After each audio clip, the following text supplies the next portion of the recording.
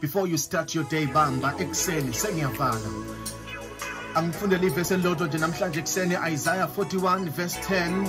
Ungesabi ngokuba mina nginawe, ungapheli amandla ngokuba mina nginguNkulunkulu wakho, ngiyakuqinisa futhi ngiyakusiza, yebo ngiyakusekela ngesandla sokunene sokulunga kwami. Lona verse ngicela ukufundela lona namhlanje ekuseni on a Tuesday. Ngifuna ukuthi nje ungesabi ngokuba mina nginawe.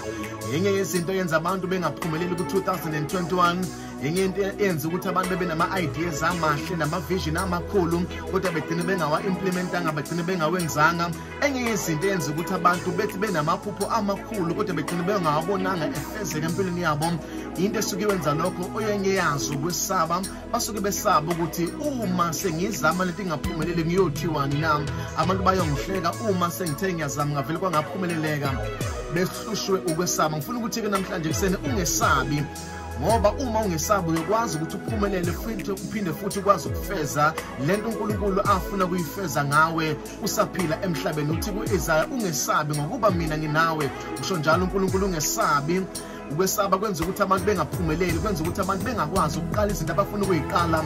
Abanye banama-ideas amakhulu nama-proposal anamandla kodwa bayasaba ukwaqaba ngoba babanjwe ukwesaba. Abantu abasabayo abakwazi ukuphumelela, abantu abasabayo abakwazi nokuthatha ama-risk azobenza baphumelele empilweni. Kukhona abantu bebe nama-ideas amakhulu nanamandla eqala u-2021 baze bawabhala phansi ama-resolutions abo ngo-2021 ngoJanuwari wakhona, kodwa uma bebheke emumva ey'ntweni zonke babeyibhalile zincane kakhulu abazenzile ngoba bebesaba ukuthi ngeke bephumelele kwey'ntweni abayicabanga nabayifisayo. Ngiyacela-ke namhlanje ekuseni ushintshe i-mindset yakho, ungesabi. Into eyenza ukuthi abantu besabe ngoba basuke bethemba amandla abo ney'khwepha zabo, kanti uma ususa amandla kuyithembeni wena, uthemba uNkulunkulu, ngaleso sikhathi uyokwazi ukuphumela ngoba awusesabi kodwa uthemba uNkulunkulu ukuthi uNkulunkulu uzoyenza lento oyifunayo. Ngiyacela kususe ithemba lakho kuwe, ususe nethemba lakho kubantu kodwa ithemba lakho libhekise uNkulunkulu. Mawenza njalo uyokwazi ukuthi ufeze izinto ofuna ukuzenza emhlabeni, lezinto ofuna ukuyi-achieve kunyaka omusha osowuqala unyaka ka-2022. Abantu abayophumelela nabantu abayobona amaphupho abefezeka, abantu abayobalekela ukwesaba. Ungesabi ngoba the moment wasaba ngeke ukwazi ukuyi-achieve nokuyifeza into ofuna ukuyifeza empilweni ngoba usuba nje ukwesaba. Into phela eyenza ukuthi uPeter engabe sakwazi ukuhamba phezu kolwandle ngesikhathi ebizwa uJesu ethi uJesu akeze kuye phezu kolwandle, wasuka wabanjwa ukwesaba, wasuwabuka ulwandle wacwila waphoseka. The moment wasusa amehla kuNkulunkulu kuyokuhlasela ukwesaba bese uyacwila, ungabe usayi-achieve nezinto ofuna ukuyi-achieve, ungabe usayithola nezinto ofuna ungabe uyayithola ngokuba nje ukwesaba. Ngiyacela ungesabi, themba uNkulunkulu khona konke. Ngiyazi ukuthi uma uyibheka ube ungayithembi ukuthi lezi zinto ungazenza, kodwa ungesabi, ukhona uNkulunkulu nawe, uthi ngiyakuba nawe kuze kube sekupheleni. Uma ufuna ukuphumelela kunyaka ozoqala ka-2022, susa ukwesaba, musa ukwesaba.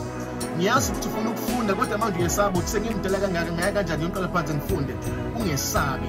Khona omunye ofuna ukuthola umsebenzi ongcono kodwa uyesaba nanoku-apply ukuthi ngeke bengithathe, ngeke bengibize nakwi-interview. Do not fear. Ungesabi. Omunye uthi ngizoya kwi-interview bese ngaphumeleli bese beyangihleka bethi angiyiphasanga i-interview. Do not fear. Ungesabi ngoba ukwesaba ikhona ukukubambezelayo ukuba ufike la uNkulunkulu afuna ukubeka khona. Abantu abaningi babanjwe ukwesaba bagcine bengafinyelelanga ezingeni uNkulunkulu abafuna besebenza kulona. Do not fear.